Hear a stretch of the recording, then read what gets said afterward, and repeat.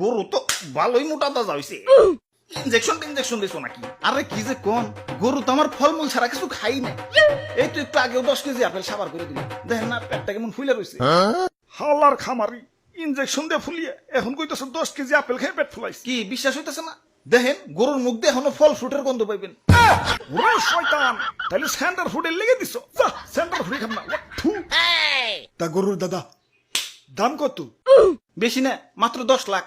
বাপরে, এত দাম! গরুর দামই তো চাইলাম না, সারা বছর গরুর যে আপেল কমলা খাওয়াইছি ওটির দাম চাইলাম মাত্র। এখন দাম বেশি হইলে ওইটা নেন। না না, আমি হইলাম মেম্বার সাহেব, এই এলাকায় আমার একটা ওয়েট আছে। এই সুখ না গরু নিলে এলাকায় আমার মান সম্মান থাকবো, আমার ওইটাই লাগবো। এই যে নাও টাকা দিয়াও, গরু আমাকে দিয়া দেও। এই ভাই দেন, হাসিলের টাকাটা দেন। ওরে বাপুর, ইয়ে গরু কিনা পকেট ফাঁকা হয়ে গেছে, পকেটে আর কোনো ক্যাশ কুশ নাই। ক্যাশ না থাকলে বিকাশে দেন। আরে ইয়ে বিকাশেও তো টাকা নাই, কার্ডে আছে, কার্ড নিবে। ধর্মিয়া আমার কি এটিএম বুথ পাইছেন নাকি? ইয়া পাইলে আর দিমু কেমনে? ইয়া যাই, হাসিলের টাকা মনে হয় পাইসা গেল।